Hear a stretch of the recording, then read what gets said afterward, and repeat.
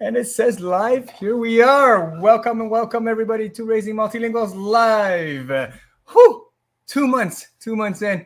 Last time we were on camera, it was end of July, and now it's already fall. Hey, the fall. We see the leaves changing color already. Hope I'm not too rusty. This is Tetsu from Ask Tetsu. I'm going to throw it to Uta. Hello, everyone. Welcome back after the summer break.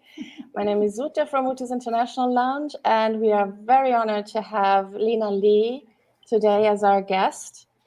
Let me briefly just introduce her. Lena Lee is the author of The Girl Uprooted. She was born in South Korea, but grew up moving countries every 3 years. She's an adult third culture kid.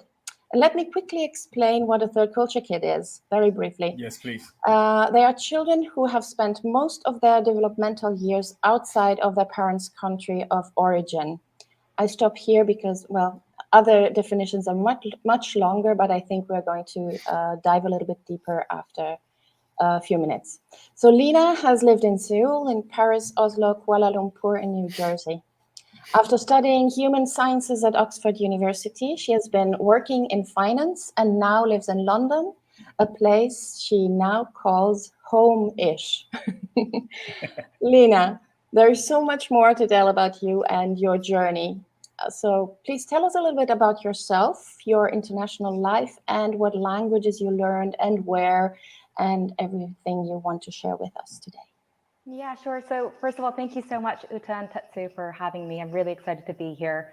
I know most of your guests are academics or expert in the field, and I'm just ordinary Lena Lee, not Dr. Lee or Professor Lee, but I'm really excited to share my experiences with you and your listeners. So as you mentioned, Uta, I grew up moving countries every 3 years because my dad was a diplomat.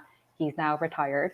But yeah, so like normally I don't bore people with the exact sequence of countries I've lived in and what language I spoke where, but I feel like it's probably pertinent to our discussion today. Nothing boring about that. Nothing boring, no. We're the nerdy ones. Yeah, so I was born in Korea, and at the age of 2, when I was 2, we moved to the US, and I started going to nursery there. I don't remember any of it, but I am told that I didn't speak a word of English at nursery my first year. And then a year later, I started speaking more or less fluently. And then 3 years in the US, aged 5, we moved back to Korea, which is where kind of my memories start. And I started going to a local Korean elementary school. And then 3 years later, so aged 8, we moved to Malaysia, where I attended an international school. That's actually the only time I attended an international school. And when we first moved there, I actually didn't speak a word of English. So I'd forgotten everything that I'd learned 3 years prior, even though I was fluent when we left the US. And I remember getting like chicken and kitchen confused. And my mom had to teach me from like a very basic children's book. And I took a year of ESL classes since it was an international school, and there was a lot of support and a lot of Korean friends actually who could help interpret for me. And then after that, I became fluent quite quickly. So I think the fact that I had been fluent prior made it easier for me to regain the language. After 3 years in Malaysia, aged 11, we moved to the US again, and I just attended a local middle school in New Jersey. And these were some of my most formative years, as I know we'll be talking about shortly. And then 3 years later, aged 14, we moved back to Korea, and I was thrown into the Korean education system, which was the biggest, most difficult transition by far for me. And again, I know we're going to be diving into that a bit more. And then another 3 years, aged 17, we moved to Paris, where I went to, I did the IB, which is the International Baccalaureate, at a bilingual school. So most of my classes were in English, but some of my classes were in French, depending on if the teacher who taught that subject was French. So like I did math in French, which I know we'll be talking about, theory of knowledge, which is kind of like philosophy-like, and then obviously my French classes. And then from there, I came to the UK for university. And as you mentioned, Uta, I studied a degree called Human Sciences, which I really loved. And then at that point, my dad was posted to Norway, where he was the Korean ambassador. And then so I went home to Norway. when I was at university. And then after 3 years, my dad was also repatriated. So like as a family, we all went back to Korea. And I spent a year job hunting, which was probably one of the most miserable years. But now I've been living and working in London for 9 years. And yeah, so to summarize my brief introduction, I've moved 9 times across 6 countries, the US, UK, Malaysia, Korea, France, and Norway. And in terms of language, we always spoke Korean at home, but my language of education switched between Korean and English, and then a little bit of French later. Like I would consider myself bilingual and in English and Korean. But I don't really consider myself a native speaker of either. And I know native speaker is like maybe a trigger term on the show, but I use it casually. But yeah, English is definitely my dominant language today. Wow, you already took us on a journey. I'm still somewhere in Malaysia. I'm trying to get where you are now. No, I'm kidding. But it's impressive. It's very impressive, I must say. Yes, also reading your book, it was like being on a roller coaster sometimes, because it is very fast life that you've led, moving every 3 or so years around. 3 years is short. It's really short, but we're going to talk about more about this. May I ask you, as we are talking about languages, we're also going to talk about cultures and traditions, etc., as far as you like, and share more about your book as well, what you share there. Can you tell us a little bit more what your experience was with being Korean in the US, or using Korean maybe in your family, etc.?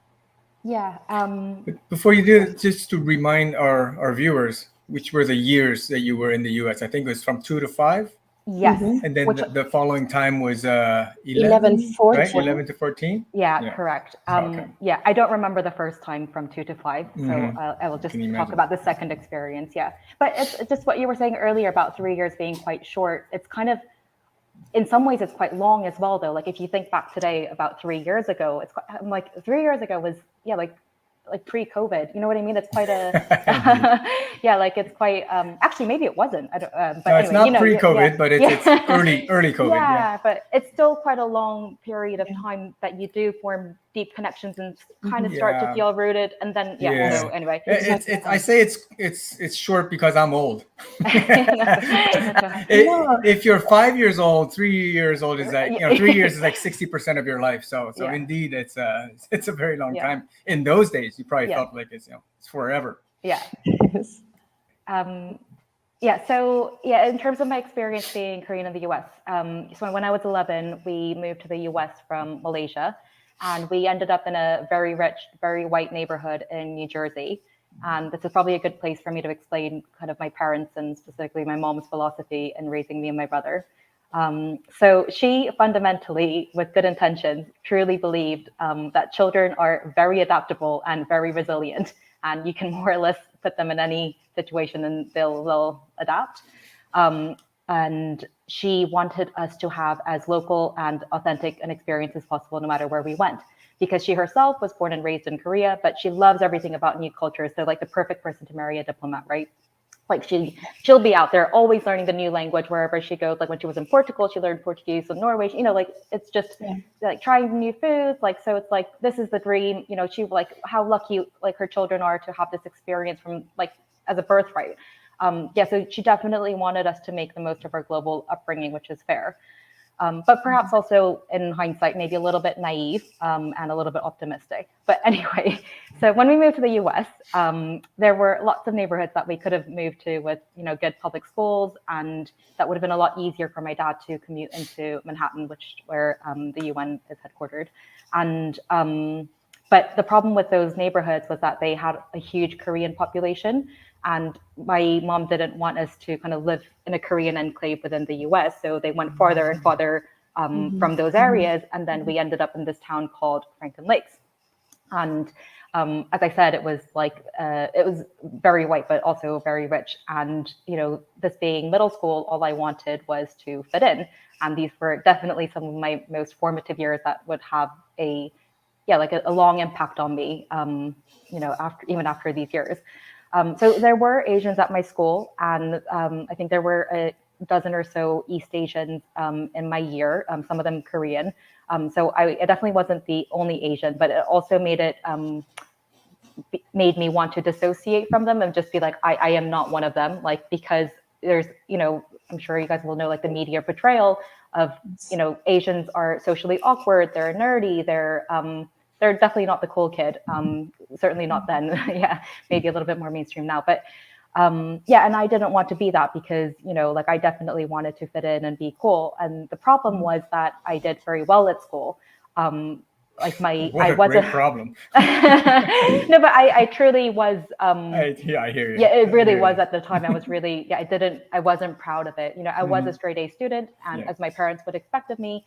And to be honest, I didn't find it like too difficult to be a straight A student. And I thought it quite cute when, my like white friends and, their parents would be like, oh, you got a B, well done. And I'm like, it was like, I'm sure it'd be very familiar to, a lot of East Asians, but yeah, but so I guess I didn't want that. And I, at the time it was all about like the cute ditzy blonde. So like Paris Hilton was cool, Jessica Simpson, like being very ditzy. So I definitely tried to play down my good grades and, try to signal that I'm different. And like, I don't really know. I probably think that I am just rebellious by nature as a person, but it is definitely when I started like changing and like getting lots of detentions and so that was kind of the experience. And at the same time as that, like I started rejecting everything Korean about me. So obviously I can't change the way I look, but I was really ashamed of Korean food, like kimchi for sure. So for my 12th birthday, and I made friends quite easily. So I did have like a close group of friends. Most of them were white. And for my 12th birthday, I had like invited my friends over, and then my mom prepared this like gorgeous meal for us, gorgeous Korean meal. So she brought out all these dishes, like dishes that I love today. But at the time, as I saw the plates coming out, and my friends just like looking at it, like not like I don't want to eat that, but you can just tell it was just very awkward. And I just felt so ashamed, and I was just like, why can't we eat pizza like everyone else, And so like today, it breaks my heart thinking about it and all the effort my mom went into. But that was then, yeah. And even though I spoke Korean fluently, because at home we always spoke in Korean, I just pretended like I couldn't. So whenever, or I had to like call my mom from school, I would just try to walk off to a distance so that my parents couldn't hear, my friends couldn't hear me, and try to whisper. Yeah. Or I would sometimes get the hall pass during class and go to the bathroom and make sure I was alone.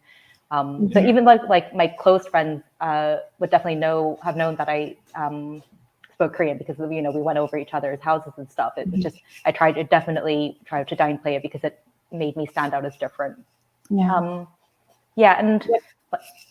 Yeah, that is actually something, sorry if I interrupt you. No. That is actually something that I find always very important to point out also to parents, because we work and we talk with parents who are at the beginning of a multilingual journey with their children. But what they often are not prepared to is this age between 11, 14, 15, 16, also even 18, when you start resisting a little bit and questioning also the traditions, the food, like you mentioned, and the use of the language in public. I remember vividly that I avoided even talking to my mom when we were out and about in German, in an Italian environment, just not to be the odd one in the bus or wherever we were.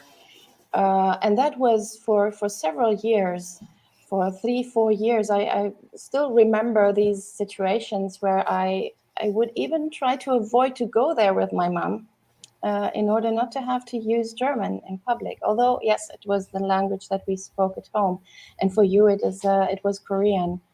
And I completely understand that situation.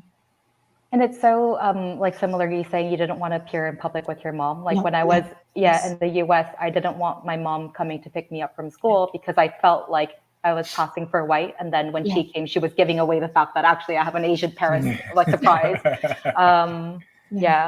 I think it's like it's very upsetting to talk about this, but and of course I'm like very proud of my Korean heritage today, Yes. you know, be that the food or the like, I'm very proud to speak Korean, but I think it's all too easy to be like, oh, you know, like to a kid, like, don't be silly, be proud. Why aren't you proud? It's like, there's so much more at play than that. So yeah, I don't feel, I feel sorry for my younger self. And no doubt there are lots of kids today who are experiencing the same kind of shame. And no doubt, or most likely in time, they'll come to be proud of their heritage anyway. But yeah, I don't know how, what Yes. but I- Yes, absolutely. I fully agree. I think it's a phase, and a phase that we can acknowledge as when we are young, and also as parents of young children who are struggling or who have these doubts. So that you know, okay, it's just a phase. It's not that now they are going to turn away from Korean or German or whatever for the rest of their life. But if you continue and you speaking the language and you continue just being close to your child and connect, then it will be fine in the end. Yeah, there comes a time where where you will rediscover your roots, however we want to call them, or your heritage, language, and culture, and actually appreciate it to some extent, and then others as well. But you have been in touch with so many different cultures and languages, so I'm not going to talk too much. No, but so after having been to the US, you returned to Korea when you were 14 years old. So it was returning. So it was a kind of repatriating, right? So you come home, or was it really a home? Did you remember it as like a home? And what was your experience after this experience in the US with regards to your language, the culture, the identity, the food, and everything? Yeah, so it was definitely by far the most difficult transition for me. And it was a classic example of reverse culture shock when you go back home and experience the culture shock at home. So yeah, as you noted there, I was going home, which is my passport country, the place I was born, where all my family lived and where I went to elementary school. And of course, I look Korean, speak Korean, but remember, I just spent the last 3 years of my life trying to reject everything Korean about me. So I turned into a so-called banana, you know, yellow on the outside, but white on the inside. So yeah, so it was definitely a shock. So when we first moved back, I went to this local middle school for this awkward transitional 6 months. So in Korea, the academic year is aligned to the calendar year, which always made a lot more sense to me. But then also the school years are grouped differently. So high school is 3 years rather than 4 years and things like that.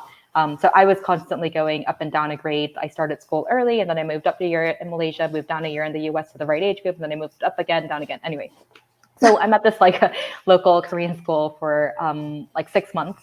And the first day of school, the teacher kind of introduces me as like, oh, this is a new girl from America. So all the kids are like, oh, like introduce yourself in English, blah, blah, blah. So I give a brief introduction and then everyone's kind of like, oh, say something else. They're imitating my pronunciation, not in a mean way, but like they're like rolling R's is like a big thing. And then like other kids come to like stare at me from like through the window. And there was a lot of like fascination and envy. And I really had no idea when I moved, like that speaking English should be such a big deal, because obviously it was normal, like a natural that I would speak English. So it made me self-conscious. So when I was using loan words, so I would always make sure to pronounce them the Korean way. So rather than like computer, I would say computer, or like hamburger. So it doesn't sound like, I mean, it would definitely sound like you're showing off if you're speaking in Korean and you're like hamburger, like, I don't know. So it's just, yeah. And I suppose in Korea, you know, kids are studying really, really hard to not speak so much, but just be good at English. You know, they spend a lot of time and effort. They go to hagwon, which is like a private institution that you go outside of school, and even at school, like English is a huge, huge focus. And so speaking English fluently is definitely seen as a bit of a status symbol. So to say you have studied abroad, like is definitely, it's suggesting something. And obviously my status was very different. I wasn't sent abroad to study. Like we obviously went as a family. But I don't think I fully appreciated then like how much, you know, diplomat family was just seen as like, so like the ultimate privilege. So yeah, I was a bit unaware of that. But I do want to like point out like an asymmetry here, because when I moved back to Korea, although I was largely fluent, I definitely like made some mistakes. Like when I said like shut my eyes in Korean, it sounded like I had like door handles on my eyes. Or if I said like I'm making my bed, it sounded like I was like actually manufacturing a bed. So I was like literally translating it. But my friends, my Korean friends, like would find this really cute and giggle and be like, oh, that kind of thing. Where it's very different from the shame I felt speaking Korean in the US, or if I ever made a mistake in English whilst living in the US, I would have just been so embarrassed about mispronouncing words or things like that. Whereas like me mispronouncing things in Korea is just kind of cute and all, you know? So yeah, so it's definitely different. Yeah. Yes. May I quote you just quickly, just a little sentence from your book on page 115. After 6 years abroad, studying in Korea felt like I was learning a new language. So that was a little bit entering and having to use Korean in that kind of setting felt like something completely new. I think it's totally different. Even if you like sound fluent and you don't have an accent when speaking on the whole, like actually trying to use reading textbooks or starting to, I don't know, study chemistry or economics or whatever it is, like it's just not the same thing, is it? And I didn't like, I don't think, although I did go to Saturday schools in both in Malaysia and in Korea, like to be honest, you really don't learn anything at Saturday school. I think it's just, so yeah, it was definitely, educationally, it was a shock. Yeah. Yes. Where we would be actually at the next question that I have for you. So for how have languages actually then impacted your education? You already talked about this a little bit, and we just dove into this topic right now. Yeah, maybe we can like kind of like talk about it in two parts. Yes. Like first, like in terms of because when your language changes, it's like the whole educational like curriculum system is changing, and then and then we can talk maybe like with specific examples. Yeah. So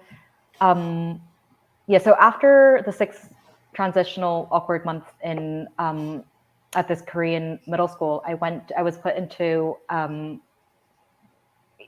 went to high school in Korea. The Korean education system is, if you're not familiar, extremely intense from a very young age. So as I mentioned, you go to hagwon, which is that's these private extracurricular academic institutions, and you spend a lot of time there. And it's a very pervasive part of Korean culture. So like after you finish your school day, you're going to go to like math hagwon, then you go to English hagwon, and like whatever it is. Cram schools, right? Yeah. Cram schools. Yeah, basically. Exactly. Yes, cram schools. And you go there to both study ahead for what they're going to teach you at school, and then to revise on it. So it's like, it's kind of, but they'll have you believe in Korea that, you know, high school is the most important 3 years of your life. You know, either you're going to make it or not, like depending, it's going to set the course, like the rest of your life will depend on how you do in high school. So it's super intense and there's a lot of pressure. And I happened to be put into a boarding school, and we had to study until 11:30 in the evening, every evening. So after class, you go to this like library, which is not really a library, it's just like partition desks. And there was no freedom of any kind to do. You weren't encouraged to do any kind of extracurricular activities, really. And the learning method is also very rote. It's memorizing, exam technique, practice tests, you know, at the expense, in my opinion, of like true learning. So academically, as I mentioned, I was a straight A student in the US, even though I didn't want to be. And then in Korea, it was actually a good thing to be smart, it turns out.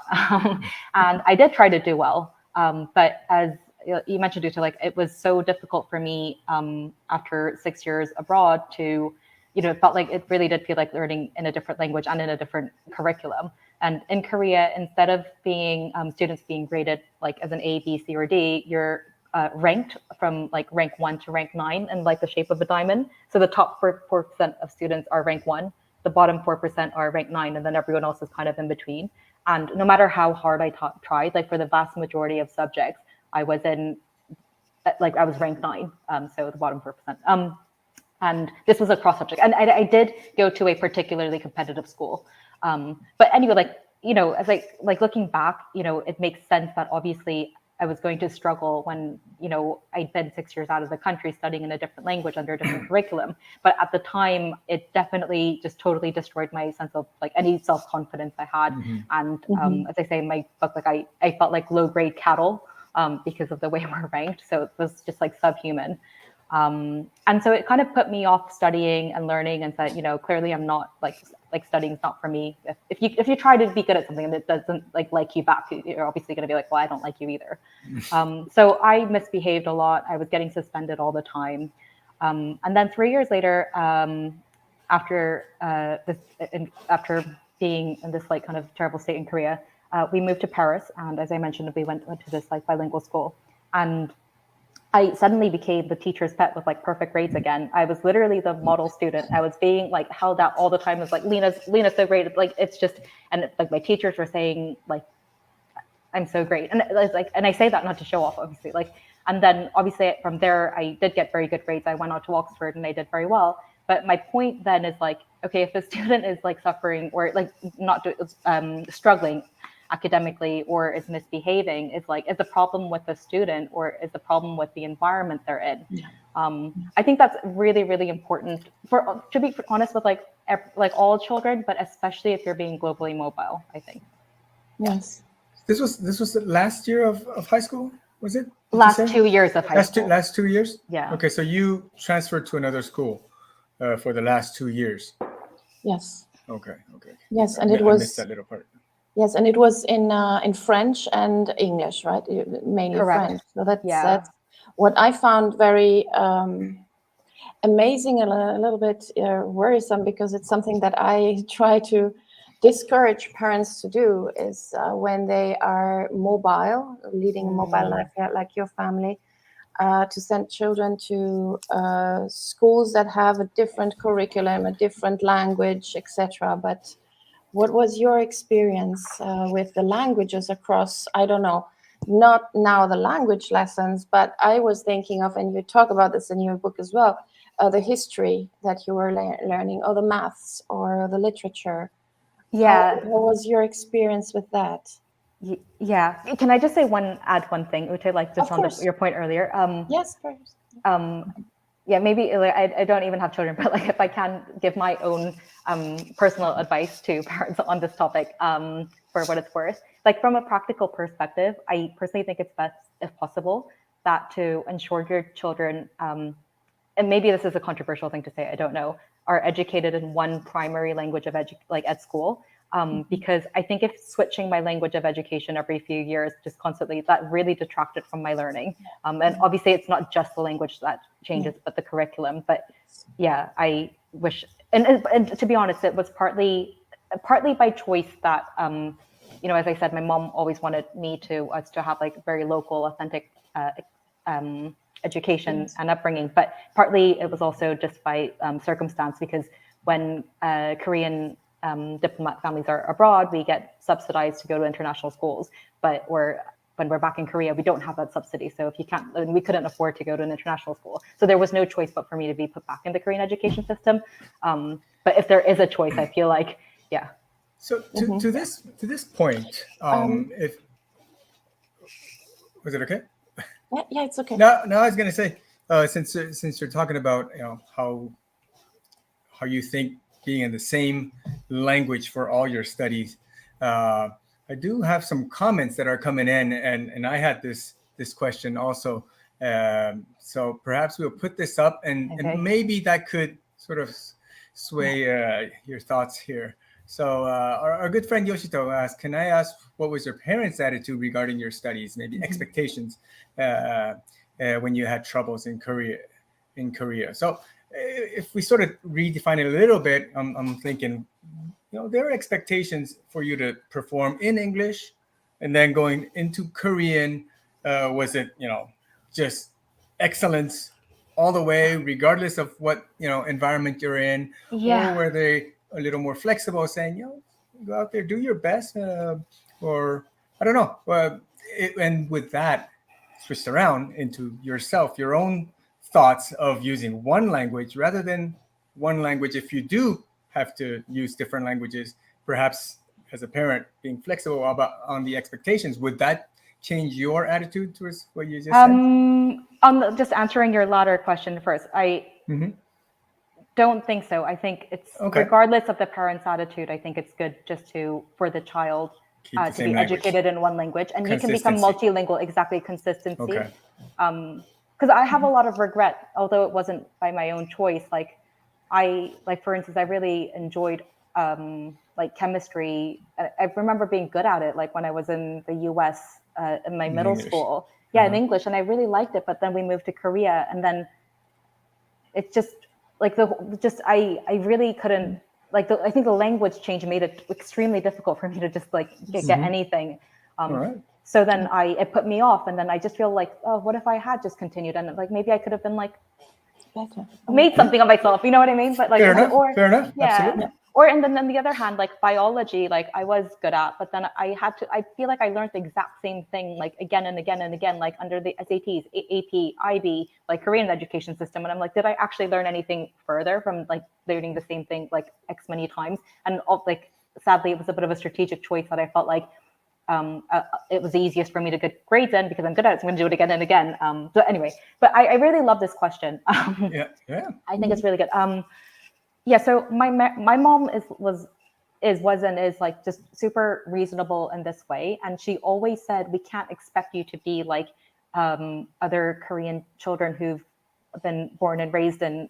Obviously, we raised you differently, so you're going to turn out differently. So she was definitely super open-minded about that. Oh, wow. So even when I was getting in at this Korean high school I was at, not only were my grades not good, but I was also misbehaving and getting suspended. But I wasn't being praised for it, but nor I wasn't being super reprimanded either, if that makes sense. And so she was definitely different. When everyone after, when we, it was a week boarding, so we could go home on the weekends, and most kids on the weekends would go to Korean hagwon, English hagwon, math hagwon. I went to dance class. So my mom was definitely different. Well, but at the same time, however, both my parents were, went to top universities. There was, and I saw it more with my brother, perhaps, and, from a young age, I read it about my book, when I was 10 or so, maybe. And I remember my dad freaked out at my brother because he brought home a B or something like that. And then I happened to have a C in my, I was very young, in my math, grade report of all subjects. And I mean, it terrified me so much. I went to the teacher privately, and I was just blubbering, and he changed my grade for me on the prom set. Wow. Yeah, and then my parents never found out about it, but so that, and also a lot of it is very internal. You have high expectations of yourself. You were high achievers, you know. So even though, when I was in Korea, who wants to be bottom of their class when they're trying, so I think that fundamentally was not good for my self-confidence. It put me off studying, learning. So it has other effects besides just pleasing your parents, although and so even later at at Oxford, I felt such extreme stress during my finals, and so extreme. And it's just and my mom was telling me hey, these grades are going to have a minuscule impact on your life, don't worry about it. But I couldn't let it go. Yeah. So she was she's very, but I just think, when you're, but it's not just your parents, you're under a certain environment, right? Korea is a pressure cooker environment of absolutely. It's all about grades, university, blah, blah, blah. So I think it's difficult to escape that. Yeah. Sorry. So that's a very long-winded answer. But it's a great answer. I mean, that's, myself, I would say, I think I'm right aligned with, your train of thought. I also think it's better to keep it consistent in terms of education language. But I do question, is it because I think English is a better language for education, for, information absorption versus, let's say, in my case, it would have been Japanese or Chinese. That I can't, but it's I can't test. I don't know. But I'm not sorry, but it's also the Japanese if for me, it's between English and Korean, let's say. Yeah. But it's the Korean education system. I don't think Korean. It's inherently wrong with the language, right? No. No. No, Yeah. it's the different education systems that come with the language or they are linked to the language. And I mean, I know many families who then maybe have French as the language at home, and they decide to send their children to French schools all over the world, or other schools that have other languages, not necessarily English, but with this kind of consistency that you just emphasize that you would have wished for yourself, or maybe for your future children, if you have a similar life, for them to have this continuity and not to have to switch between the different things. And I found it very, very important that you also pointed out the fact, your love for chemistry, that was a little bit darkened through the transition to another language. And I know this from some friends of my children who came from one kind of system and language in education to another one, to the English one. And then they said, it doesn't feel the same.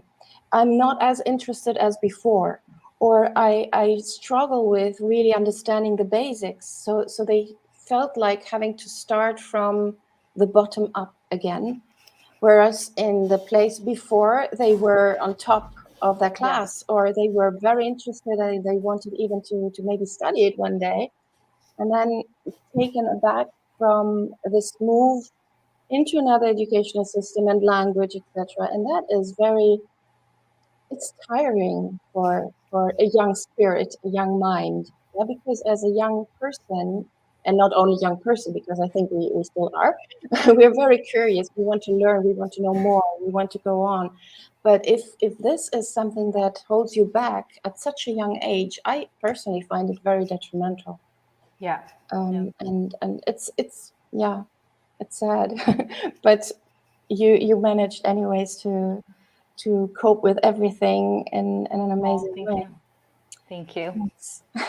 So would you like to add anything else about the education? Yeah.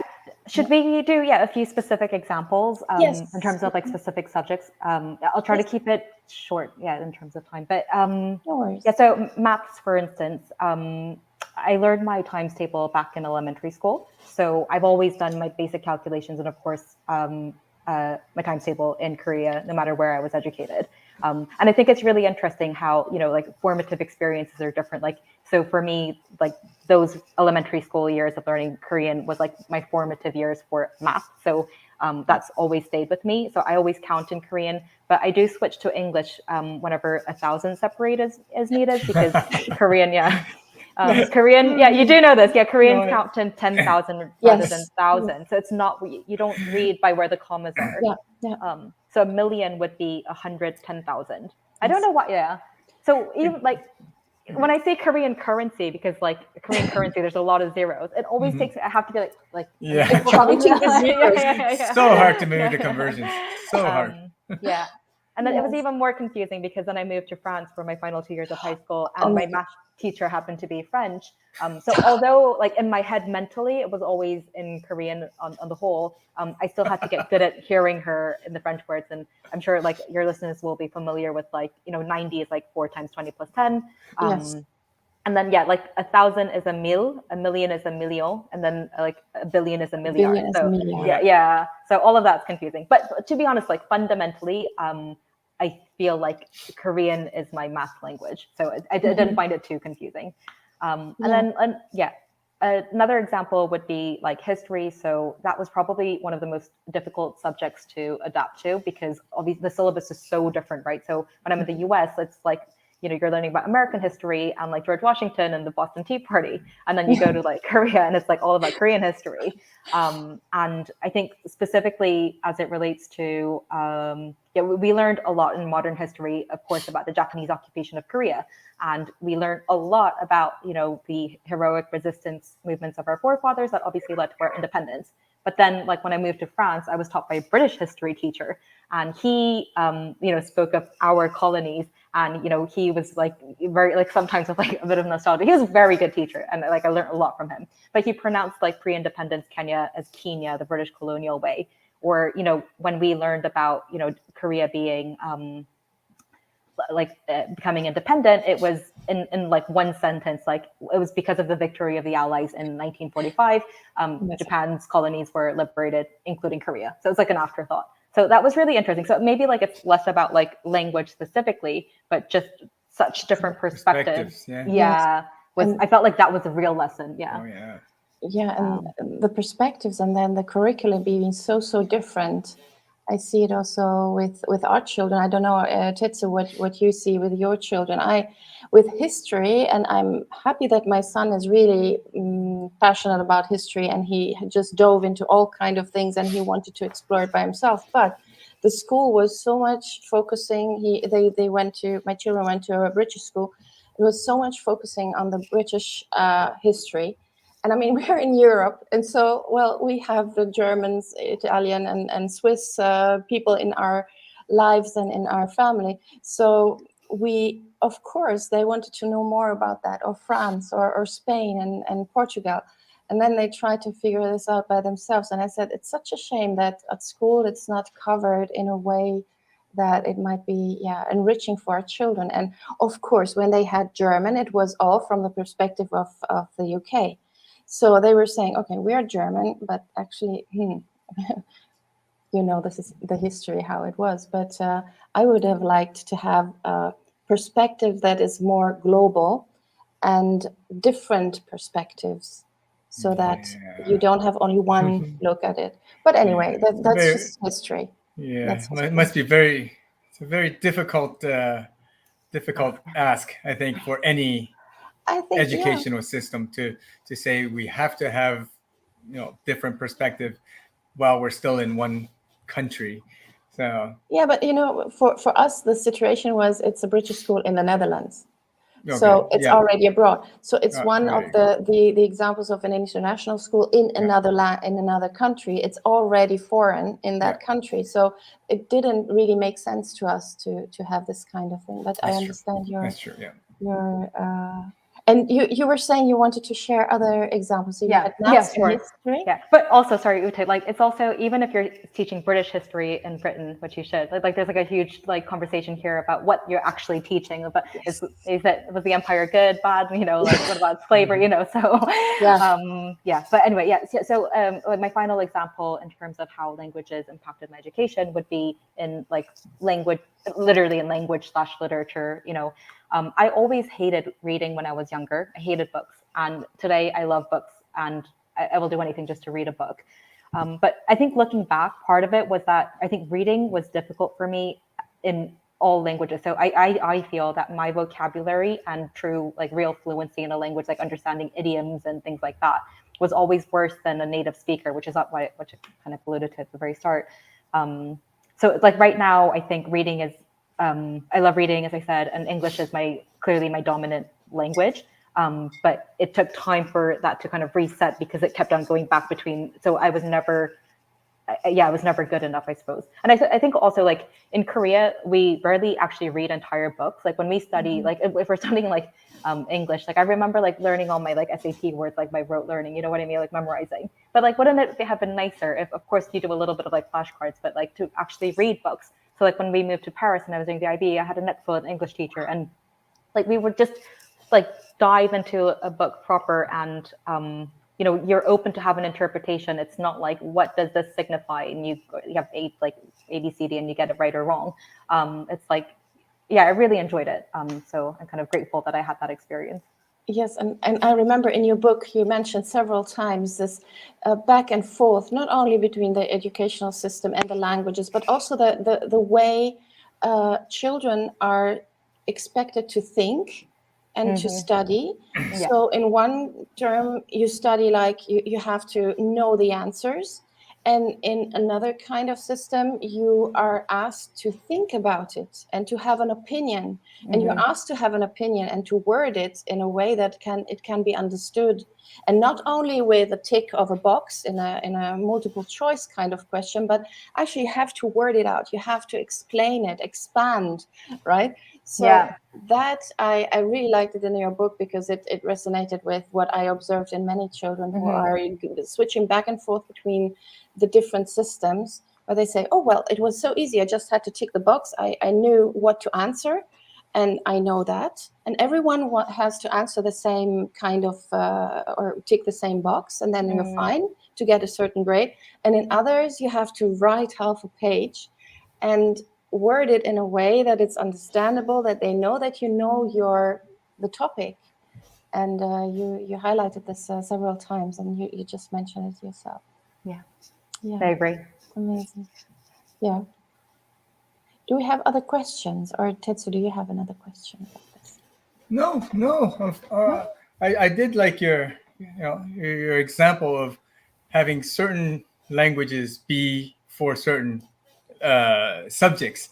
I was surprised though that math was actually Korean. I thought it would be English. But I don't know. I just thought Asian languages, for the reasons that you just mentioned earlier, with the commas at different places, how we group the numbers, would have been easier in English. That's how I always had it in English. I might be biased in this, but I actually feel like the Korean numbers are more efficient than English. So I'll give you an example. So I'll go to 1 to 10 in Korean. 1, 2, 3, 4, 5, 6, 7, 8, 9, 10. Okay, that probably took like not very long. 1, 2, 3, 4, 5, 6, 7, 8, 9, 10. It's definitely, you know what? It's no. Okay, so I'm biased, obviously. No, but this is actually something that I observe, and I think there are studies about that. I would have to look them up. But about not about Korean language being different. I'm not going into that. We might be all biased, but what is important, what people observed, what is important, or deciding which language you do your maths in is the one where you learned how to count and how to do the basic equations like addition, subtraction, division, multiplication, etc. So, and I have always to look, because I don't know your journey by heart. I have it here next to me, but you were in New Jersey when you were in Korea, sorry, between the age of 5 and 8, and I imagine that this is the time where you started learning maths, and this is somehow imprinted, and that comes very quickly. A friend of my son, he's Chinese, and he moved here when he was 13, and he did all the maths in Chinese and then translated into English, which was a huge workout, mental workout for him, and he was very quick in Chinese. But they were saying he's very slow in doing maths. Maybe he needs a little bit of help, but actually it was not the case at all. He was just having to switch between the two systems, which is something that I also would like to highlight here today, talking with you, that this is something that I know people are talking about. Translanguaging is a great way to help children in the classroom, etc. But actually, if a child did learn to do maths in the school language, please don't let them translate everything. It can slow it down and make them feel like, oh, I don't get it. Yeah, especially if then the numbers are so different and the way to do math is so different. We have another comment from Yoshito. Let me share it here. Oh, I just saw you count with your fingers in Korean way. I believe. I don't know. What's the Korean? I don't know. Like that? Yes. Yeah, because it was a post, or like this, depending. Yeah, it's this is very funny. Exactly. And I have a post about this. It's very, very funny to see how everyone counts with fingers. And great. I wasn't aware of it. No, but that's. Well, didn't you do it just like with both your hands? In Taiwan, we do 1, 2, 3, 4, 5, and then 6. You open it. No, you can count 10 digits with one hand. 1, 2, 3, 4, 5. This is 6, 7, 8, 9, 10. Yeah, and you know, in India you can count up, I don't know, 20 or more with one hand or two hands, because you divide the finger into 3. That's amazing. I mean, when you see the finger counting and the finger equation and doing math with the fingers, I'm in awe, really. But it used to embarrass me so much, because my dad, I think he's corrected it now, but used to always point at things with his middle finger in the US, which is, so his generation would do that. Yes. Anyway, don't stop it. I'm not supposed to do that. Yes, absolutely. Yeah, it's something, but it's actually, these gestures and these things that somehow give us away, even if we are talking another language, because although you were counting in Korean, and of course you switch also the counting, but I think you might count in English as well. I think you counted in English as well the same way, like in Korean. So our gestures are yes, they might be the base language or one of the base languages that we have. But let me ask you the next question, that because I'm curious to know, and we often talk about families. We now talk mainly about education and the school and your experience with that. Can you maybe tell us a little bit more about how it was for you to speak Korean with your family? You mentioned it already before several times, that it was not so easy and not your first language. You wanted to talk with your mom when you were out and about. So I feel awkward speaking to my family in Korean, but I have a bit of a chicken or egg problem. I don't know if it's awkward to speak with them in Korean because Korean is an awkward language, or I don't know if it's because I have an awkward relation to my family, then Korean becomes awkward. So I think it's probably a bit of both. But yeah, like it must have, I'm sure when I was like very young, I didn't think from the very start, oh, Korean is so awkward. So it must have happened somewhere along the line, and probably when I was living in the US for the reasons we discussed. But so to give you a few examples of the Korean language, like in Korean, you don't really say like how are you or how was your day. Instead, you say like 뭐해, like what are you doing, or 뭐 먹었어, have you eaten anything? Yes. But I don't know if I can blame that for, like, I don't think we at the dinner table, like spoke about each other's day. So it's really always interesting to like see like other families or on TV being like, how was school today? Like, I don't think like we just asked each other that. It was just more like, have you eaten, or what would you like to eat? And then even like for really simple words like hi, hey, like we don't really say like 안녕 to your family. So like, I'm not really sure what the appropriate way to greet each other is. And thank you is like a big one. So in Korea, I don't know if this is like my family, but I'm pretty sure it's definitely in comparison to English. You really don't say thank you to your family. Like, it feels very formal and transactional. But I think there is a little bit, I don't know, like if you would agree, Tetsu, but I feel like there's a lot more in Asian families that you take for granted what your parents would and should do for you. Yes. And it's very awkward to say thank you. But like, I like, it's just, and that's why I think a little bit as well, like the stereotypically, Asian people, like Korean people, Chinese people can come across as rude because we don't always say thank you, please. But it's like, if we don't say those things, there is no please, and not really in Korean. So but like, even like, and I mean, this is a classic example, like I love you, like you just don't say that. It's just so terribly cringe. Like it's very romantic and all of these things. And so like, and I don't like, and of course my fluency in Korean is getting worse day by day because I don't speak it that much anymore. Like, I've been living in the UK, London for 9 years now, and it's only really with my mom I speak Korean. So I sense that like the half a second delay that I feel when I want to say something is getting longer and longer, and I drop a bit more English phrases in my conversations with her. And I think it's a little bit sad. Like, it took my mom a really long time to read my book because she was looking up every word that she didn't understand, and then she was looking up like cultural references and stuff. And I kept telling her, like, it doesn't really matter, you just need to get the gist of it. Like, but it clearly kind of suggests like a barrier, like we don't understand the same cultural references. Yeah. But just to confirm, have you spoken Korean with your parents your whole life?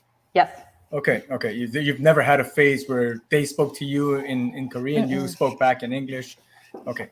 Never. Yeah. So Korean is the language of emotion for you with your parents. I mean, your expression, everything you express to them. Yeah. It would be weird if you said, various things in English. Oh, of course. Them, Yeah. Okay. Yeah. It'd be so weird to speak to my parents, even though they would understand, like, their English is, I mean, not fluent, but like, it's just like they would understand what I'm saying on the whole. But yeah, between you and your brother.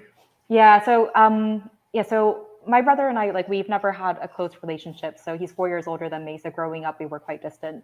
And then I haven't lived with him since I was like 13, 14, and he went off to university. So we just kind of grew apart. But so then it just becomes like already the relationship is awkward, even like without even language in it. But then it's so awkward to speak to him in any language but in Korean, because it would be so weird to speak to him in English, because as I said, like our family language is Korean, so it'd be really weird to change that. However, after I feel like my book was in some ways like a communication to like all my family members, like my mom, dad, and my brother, because I don't know, like I think it had to be written in English for sure. There was no way I was going to write it in Korean, but I want to. It's the only way I can kind of communicate like my feelings and my experiences. But my brother, he read my book in one sitting, and then he said, he finished like 4 a.m. his time, and he said like, I need to go to sleep, but let me message you. And then he sent me this like really, really long email message, like with his experiences. It took me like over half an hour just to read it. And yeah, and I was another book right there. Exactly. No, for sure. And just, it was just like so intimate and vulnerable, and he shared a lot of things he'd never shared with anyone before. And he actually said he much prefers to write in English too, though speaking, he says, Korean has its advantages too. But he acknowledged it's just so easy for things to get lost in translation and not feel quite right. But that email was in Korean? English. English. No. So, and I replied in English, and I said things like, "Oh, thank you for being like sharing this with me and being so vulnerable." But I would have no clue how to say that in Korean. Like like it's just so. And so we went back and forth in English. But then, like if we meet or whatever, like it would be so awkward to speak in English, but also so awkward to speak in Korean. So maybe we need to like create a new language, or like Esperanto. Here we go. Or just write to each other. I don't know. Yes, but what you're saying is very interesting, because you were now highlighting the fact that it was emotional. It was an emotional kind of message, and you chose, or your brother chose, to speak in English. And you said before that certain words and certain things that maybe you heard in the US being said by your friends to their parents, like "I love you" or "Hi, how are you? How was your day?" etc. So this kind of emotional language, if we want, maybe it's not to that extent, but it feels like that it comes more spontaneous for you in English than in Korean. And so it doesn't mean that then you don't have this emotional bond with your parents at all, but it's just due to the language and what you express usually through that language. The way you express feelings is different, and you have English and Korean, so you can choose. You say, I want to talk about this, and I prefer English. I have more words maybe, or it feels less awkward to express it in English than in Korean, like you just said now, because you wouldn't even know how to put it in Korean, so that it doesn't sound strange or That's very interesting. I find it highly interesting. Yeah. And I think we all have somehow some languages where we are more spontaneous, where we prefer talking with our children in that language, but the other language maybe only when we are to reprimand them, or we're trying, or that we prefer with our colleagues languages that are less emotional. To have that kind of a distance and to.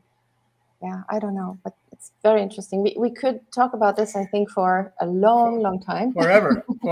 Yes. But forever. let me bring you back to earth. I just realized it's 2 minutes. 2 minutes to the top of the hour.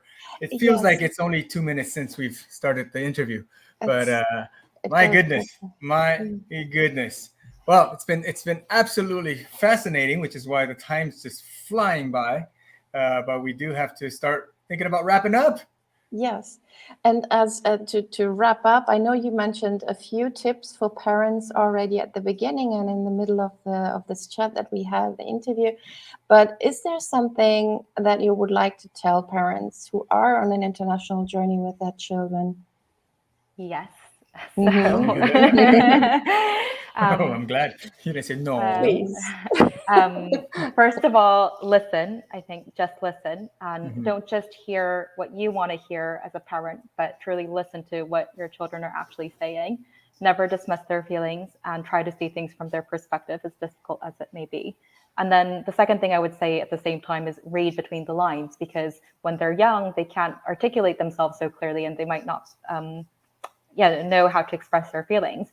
But as they get older, they might not want to share their feelings with you, even though, so maybe it comes out in certain behaviors or the way they are. So just being, I guess, which leads to my final point about like being aware and stay curious. And, you know, when my mom read my book, she kept apologizing to me. And she said, just, I had no idea you were going through all of these things. And I know she was always doing her best, but frankly, it was like very difficult for me to not be like a tiny bit resentful and be like, but what if like how it might have been a little bit different if she had been more aware of like these issues rather than just excited and, you know, very like always with good intentions, just, you know, for me to throw me into, you know, like get the most of my local authentic, which I did do get. I did do get, yeah. Can't even speak, but yeah.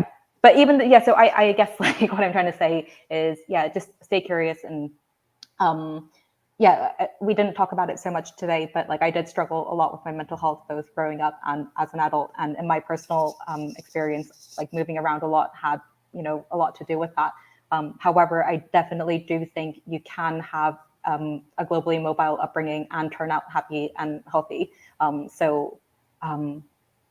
Yeah, good luck. If I may, perhaps dig in just a little bit more on this. You experienced growing up as a third culture kid and with the parents that you had.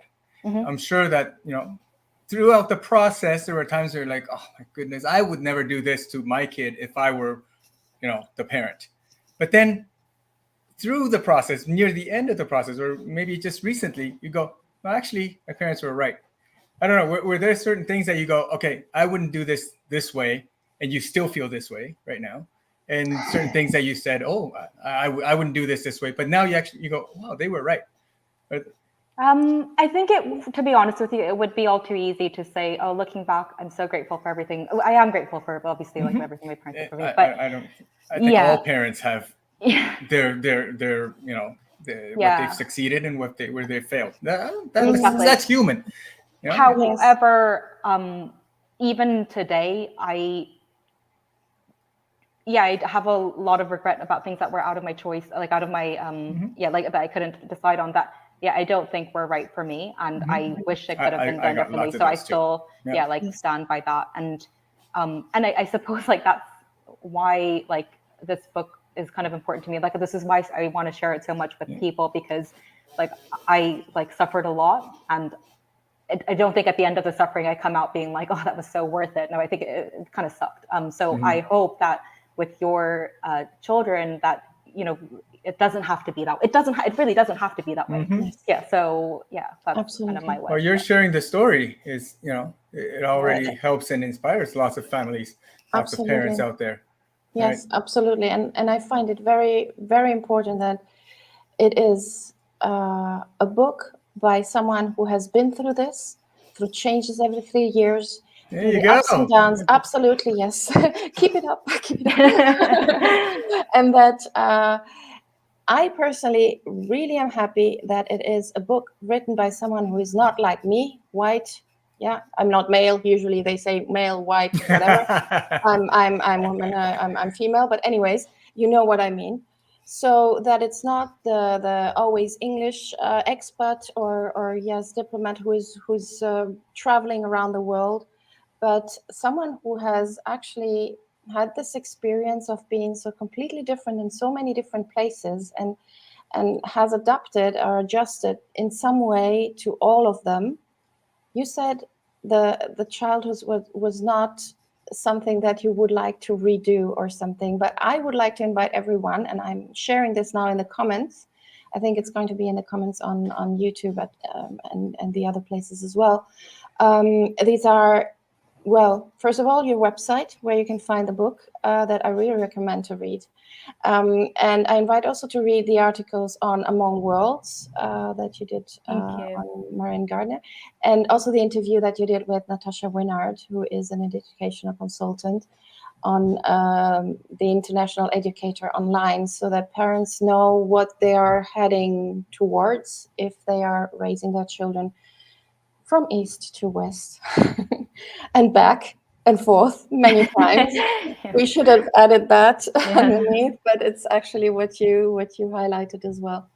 So thank you so much, Lena, for taking the time today to share all your experience and all your life, your journey with us, and your insights that are very valuable for many parents who raise their children across worlds, cultures, and with many different languages. Thank you so much. Thank you, so much for having me. Like, I really enjoyed this so much, so I really appreciate it. Thank you. Thank you so much for sharing. I think that's what we want to do here: bring in people, share, so that people can learn from our individual experiences in life.